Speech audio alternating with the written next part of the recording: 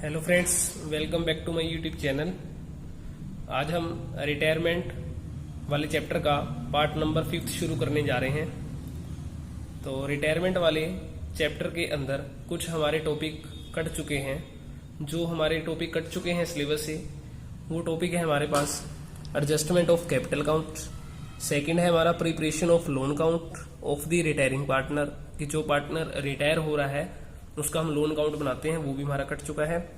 Third है हमारा preparation of deceased partner capital count and his executor count, कि जिस पार्टनर की डेथ हो चुकी है उसका कैपिटल काउंट बनाते थे, वो भी कट चुका है। और उसका एग्जीक्यूटर का जो काउंट बनाते थे वो भी हमारा कट चुका है। तो लास्ट वाली जो वीडियो के अंदर पार्ट नंबर 4 के अंदर हमने ये देखा था कि जो पार्टनर हमारा जा रहा है उसको अमाउंट की कैलकुलेशन हम किस तरीके से करते हैं, वो हमने लास्ट वीडियो में डिस्कस करा था।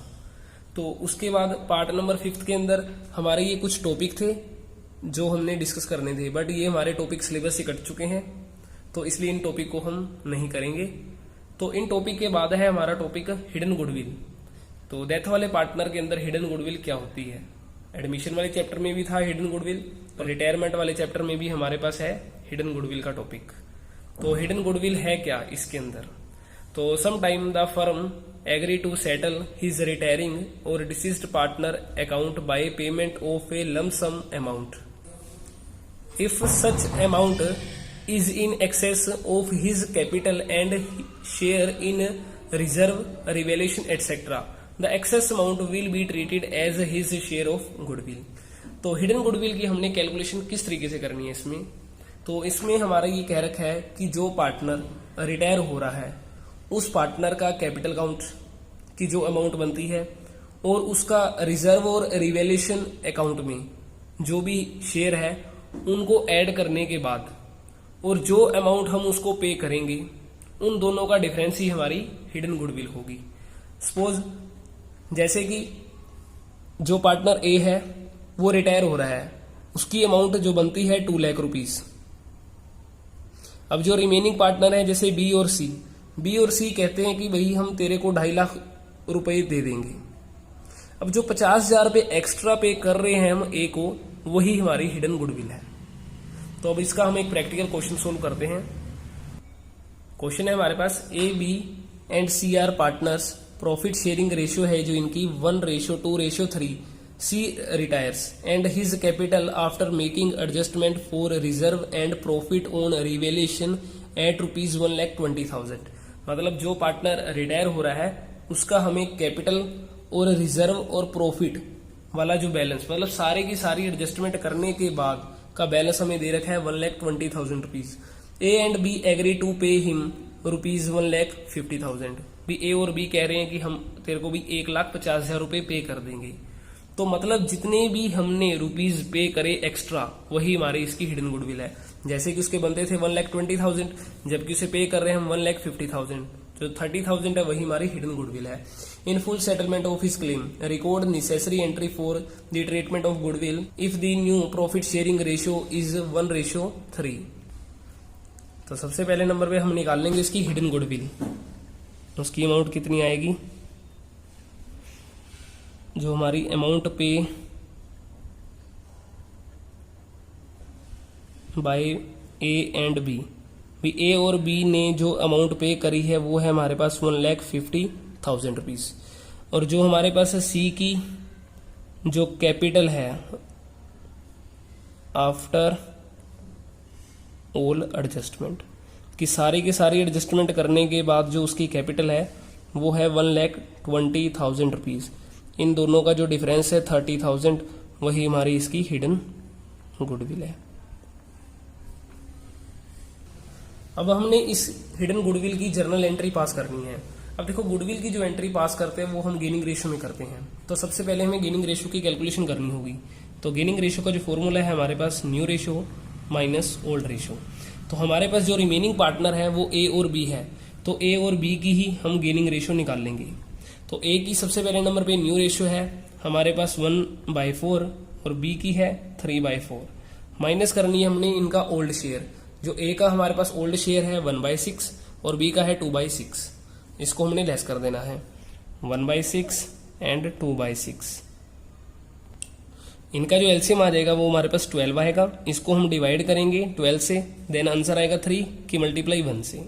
सेम इस तरीके से फिर चलेंगे तो 1/12 आएगा। नाउ हमारे पास 12 एलसीएम, 4 को हम डिवाइड करेंगे 12 से, आंसर आएगा 3 की मल्टीप्लाई 3 से करेंगे 9। 6 को डिवाइड करेंगे 12 से, 2 आंसर आएगा, 2 की मल्टीप्लाई 2 से करेंगे 4, तो 5/12। तो हमारे पास जो गेनिंग रेशो आ जाएगी 1:5। अब हमने इसकी करनी है जर्नल एंट्री पास। तो जर्नल एंट्री क्या होगी इसकी, हमने गुडविल वाली की एंट्री पास करी थी रिमेनिंग टू रिटायरिंग में। जो पार्टनर रिमेनिंग है वो हमारे डेबिट हो जाएंगे और रिटायर वाले पार्टनर हमारा क्रेडिट हो जाएगा। तो इसकी जर्नल एंट्री बनेगी A account debit, B account debit,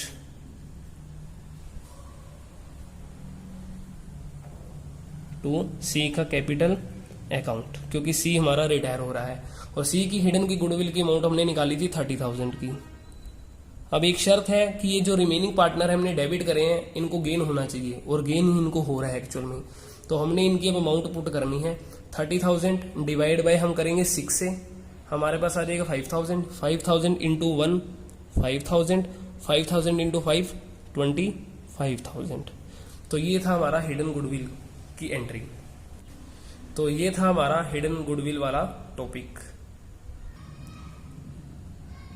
अब इसी चैप्टर के अंदर रिटायरमेंट वाले के अंदर हमारे पास एक है डेथ ऑफ ए पार्टनर, कि पार्टनर की डेथ वाले में से भी हमारा एक टॉपिक है जो कि शेयर ऑफ प्रॉफिट, कि जिस पार्टनर की डेथ हो रही है उसके हम प्रॉफिट की कैलकुलेशन किस तरीके से करते हैं। तो ये टॉपिक हमारा नहीं कटा है, तो इस टॉपिक को भी हम समझेंगे। तो फर्स्ट है हमारे पास on the death of a partner the amount payable to him is to be paid to his legal representative. कि कहने का मतलब ये है कि जब एक पार्टनर की डेथ होती है तो उसकी अमाउंट जो बनती है उसके हम लीगल रिप्रेजेंटेटिव, जो कि मतलब उसके फैमिली मेंबर होते हैं, हम उसको पे कर देते हैं। नाउ है हमारे पास इसमें calculation of total amount due to representative of the deceased partner, कि जिस पार्टनर की डेथ हो रही है उसके जो लीगल रिप्रेजेंटेटिव को जो अमाउंट पे करनी होती है उसकी हम कैलकुलेशन किस तरीके से करते हैं वो देखेंगे।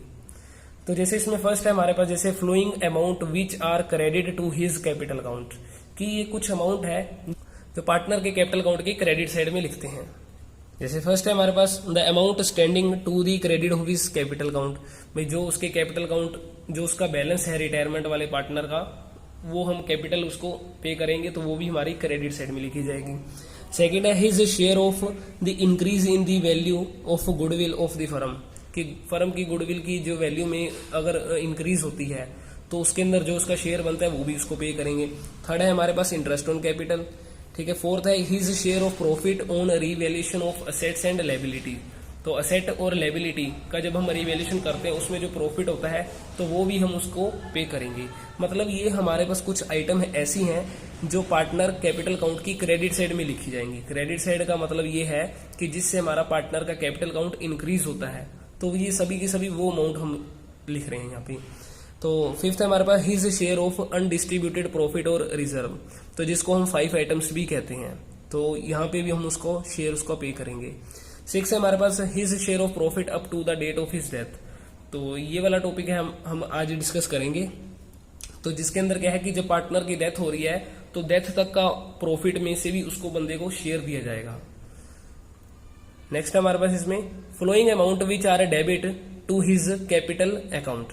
अब कुछ आइटमें ऐसी हैं जो कि पार्टनर के कैपिटल अकाउंट की डेबिट साइड में रिकॉर्ड की जाती हैं। जैसे कि फर्स्ट है हमारे पास ड्राइंग, क्योंकि ड्राइंग से हमारे कैपिटल अकाउंट कम होता है तो इसलिए से डेबिट साइड में रिकॉर्ड करते हैं। सेकंड है इंटरेस्ट ऑन ड्राइंग। थर्ड है his share of loss on revaluation of assets and liabilities, तो असेट और लायबिलिटी का जब रिवैल्यूएशन करेंगे तो उसमें जो लॉस होता है तो उसमें उसको शेयर भी दिया जाएगा। फोर्थ है his share of undistributed losses, जिसको हम एक्यूमुलेटेड लॉसेस भी कहते हैं, इसे हम 3 आइटम्स भी कहते हैं। फिफ्थ है हमारे पास his share of the reduction in the value of goodwill, भी गुडविल की वैल्यू में जो कमी आएगी तो उसमें से भी उस पार्टनर को हम शेयर उसका पे करेंगे।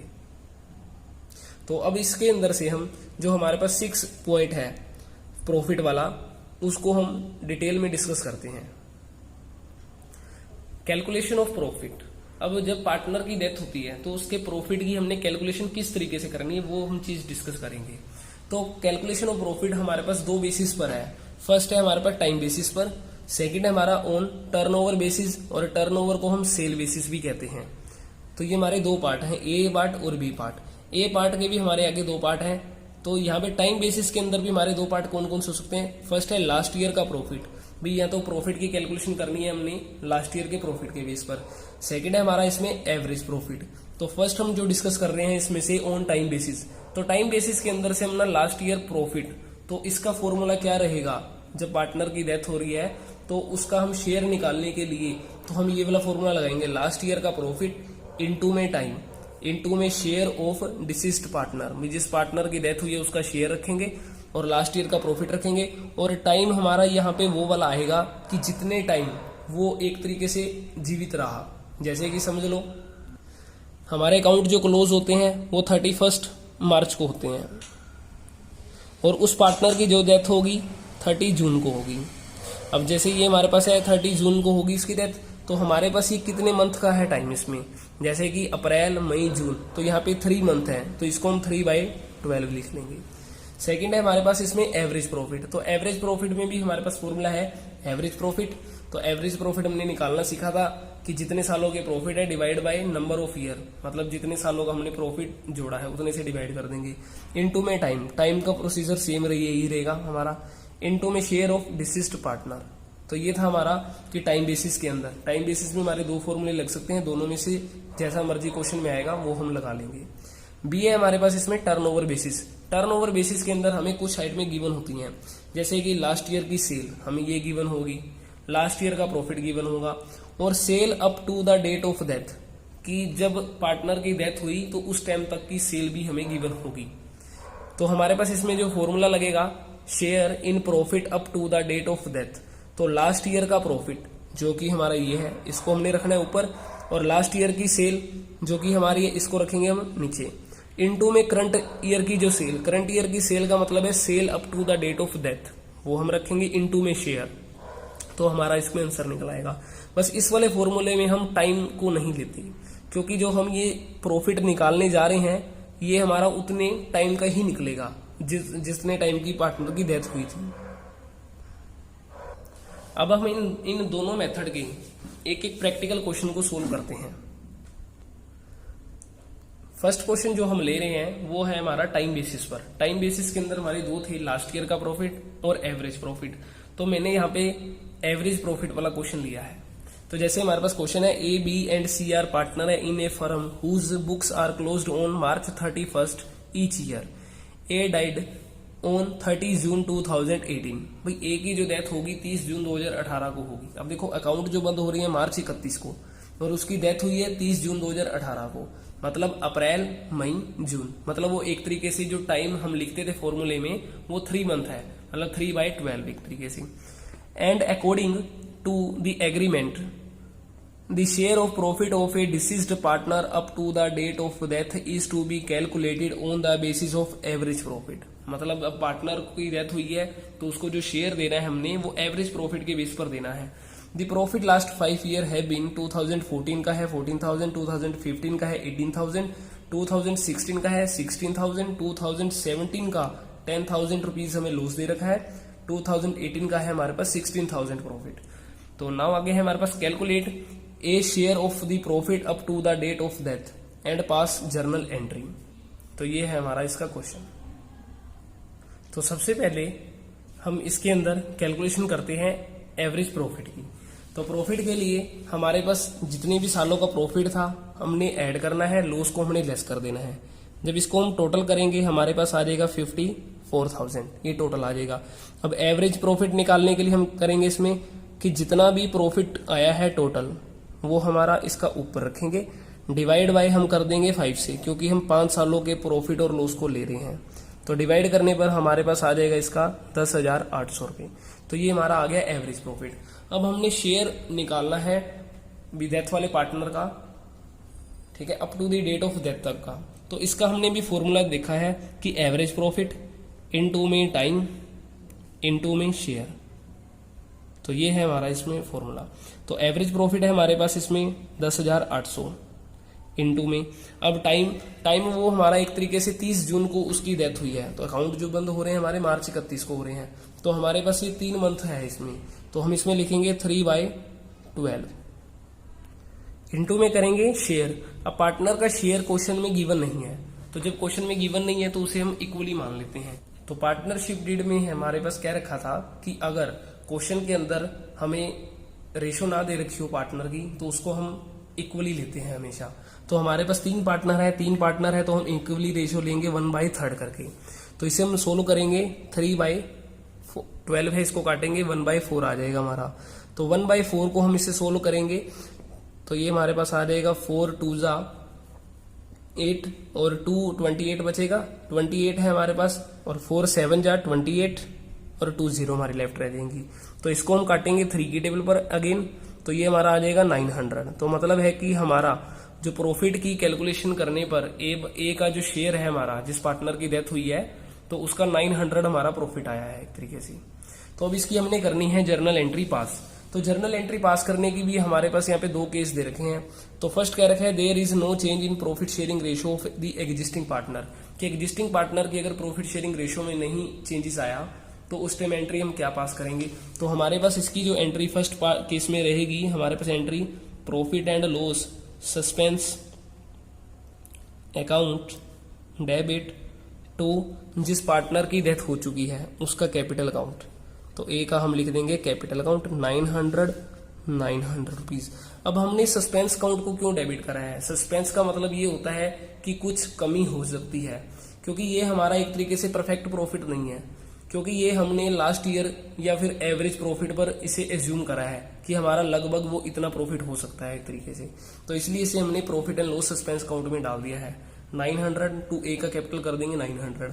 अब जो हमारा इसका सेकंड पार्ट है, सेकंड पार्ट में क्या रखा है there is change in profit sharing ratio of remaining partner, मतलब कि न्यू रेशियो हमें दे रखी है 3:2।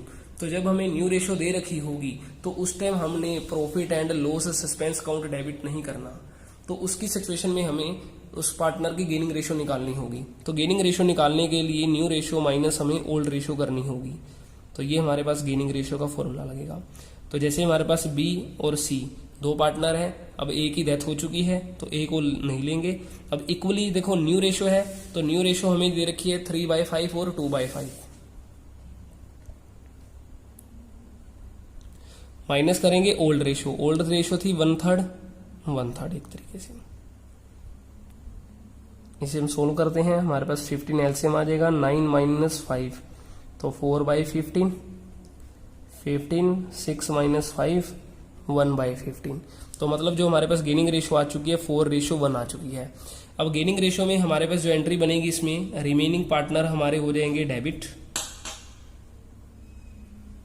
रिमेनिंग पार्टनर का कैपिटल अकाउंट हमने कर देना इनका डेबिट,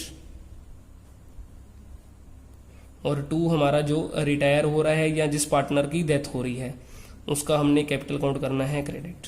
अब जो हमारे पास अमाउंट आई थी वो थी 900 रुपीज जो हमने कैलकुलेशन करी थी, तो 900।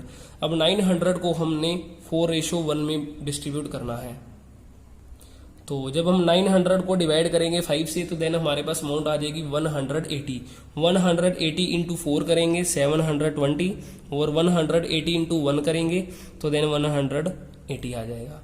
तो ये था हमारा क्वेश्चन टाइम बेसिस पर, कि टाइम बेसिस पर हमने किस तरीके से जिस पार्टनर की डेथ हो रही है उसकी कैलकुलेशन करनी है प्रॉफिट की। अब है हमारे पास इसमें ऑन टर्नओवर बेसिस पर क्वेश्चन है हमारे पास A B and C were partners in a firm sharing profit and losses in the ratio of 2:1। A dies on 30 June 2017 whereas the firm closes its books on 31 March every year. अब देखो जो firm की जो book close हो रही है वो 31 मार्च को हो रही है, और उस पार्टनर की जो डेथ हुई है ए की वो है 30 जून को। मतलब यहाँ पे भी जो हमारे पास वो टाइम वाला पॉइंट था वो इसमें 3 महीने है। तो नाउ हमारे पास आ गया according to their partnership deed a representative would be entitle to get share in the profit of the firm calculated on sales basis. मतलब कि अब ए का जो रिप्रेजेंटेटिव है वो अमाउंट गेट करेगा, ठीक है, profit of the firm calculated on the sale basis पर। और sale and profit for the year 2016 और 17 हमारे पास लास्ट ईयर की सेल दे रखी है 6 लाख और प्रॉफिट दे रखा है 1,20,000 रिस्पेक्टिवली। और सेल्स इन द ईयर 2017 और 18 till the date of his death amount to ₹1,20,000। अब मैंने आपको बताया था कि सेल बेसिस पर जो क्वेश्चन आएगा उसके अंदर हमें 3 चीजें गिवन होंगी, लास्ट ईयर की सेल, लास्ट ईयर का प्रॉफिट, और हमारे पास एक ऐसी सेल गिवन होगी जहां पार्टनर की डेथ हुई थी, मतलब जब जिस डेट को पार्टनर की डेथ हुई थी उस टाइम तक की हमें सेल्स भी गिवन होगी। तो अभी अभी हमने इसमें एक फॉर्मूला सीखा था कि प्रॉफिट की हमने कैलकुलेशन किस तरीके से करनी है। तो सबसे पहले नंबर पे हम वो निकालेंगे profit till the date of death तक का। तो प्रॉफिट है हमारे पास till the date of death. तो इसको निकालने के लिए हमने करना कैसे है कि हमारे पास लास्ट ईयर का प्रॉफिट और लास्ट ईयर की जो सेल है हमारी, और इनटू में हमारे पास जो सेल है up to the date of death. तो यहां पे मैं सेल्स ही लिख रहा हूं खाली मेन। इनटू में हमारे पास आ जाएगा शेयर, कि जिस पार्टनर की डेथ हुई है वो हमारा इसमें शेयर लग जाएगा। तो लास्ट ईयर का जो प्रॉफिट है हमारे पास इस क्वेश्चन में 1,20,000 है, रिस्पेक्टिवली लिखा है। तो रिस्पेक्टिवली का मतलब ही है कि जो प्रॉफिट हमारा सेकंड नंबर पे है तो हमारा प्रॉफिट यहाँ पे भी सेकंड में रहेगा। सेल्स हमारी है तो सेल्स की अमाउंट हमारी ये रहेगी। तो लास्ट ईयर का प्रॉफिट 1,80,000 लास्ट ईयर की सेल्स, और इनटू में हमारी सेल आ जाएगी 1,20,000, इनटू में शेयर, जिस पार्टनर की डेथ हुई है उसका शेयर। अब शेयर हमारे पास है 2/5, तो इसको लिखेंगे हम 2/5 करके। तो इसकी हमारे पास 50 कट कर देंगे हम, यहाँ पे 4 होगी, एक इसकी यहाँ से कट कर देंगे, 6 की हम काटेंगे यहाँ से, तो ये आ जाएगा हमारे पास 2,000 रुपीज। अब अगेन इसे सोल्व करेंगे। अब ये हमारा 5 है, इसको कट करेंगे हम 400। तो अब हम इसे सोल्व करेंगे 18 इंटू 400, 8 इंटू में 2, तो ये हमारे पास कैलकुलेशन करने पर अमाउंट आ जाएगी 14,400 रुपए की। तो अब हम इसकी करनी है जर्नल एंट्री पास। अब इसके अंदर सिर्फ हमारा टाइम वाला नहीं लगेगा, क्योंकि जो हमने ये प्रॉफिट निकाला है हमारे पास ये 14,400 रुपए हमारा जो निकला है ये हमारा निकल गया है प्रॉफिट में उस पार्टनर का शेयर जिसकी डेथ हुई है एक ही। तो हमारे पास इसकी जर्नल एंट्री जो बनेगी हमारे पास profit and loss suspense account debit to A का कैपिटल अकाउंट 14,400 और 14,400 रुपए के साथ। तो अगर इस क्वेश्चन के अंदर हमें न्यू रेशियो गिवन होती तो देन हम गेनिंग रेशियो के अंदर ये अमाउंट लिखते, तो यहाँ पे हम रिमेनिंग पार्टनर को डेबिट करते, ना कि profit and loss suspense account को। तो ये था हमारा क्वेश्चन सेल्स बेसिस पर, कि हमने सेल्स बेसिस पर किस तरीके से क्वेश्चन को सोल्व करते हैं। तो ये था हमारा इस चैप्टर का एंड पार्ट। तो ये चैप्टर हमारा अब कंप्लीट होता है। तो अगर आपको वीडियो अच्छी लगी हो तो वीडियो को लाइक करें, चैनल को सब्सक्राइब करें और अपने दोस्तों के साथ शेयर करें। Thank you.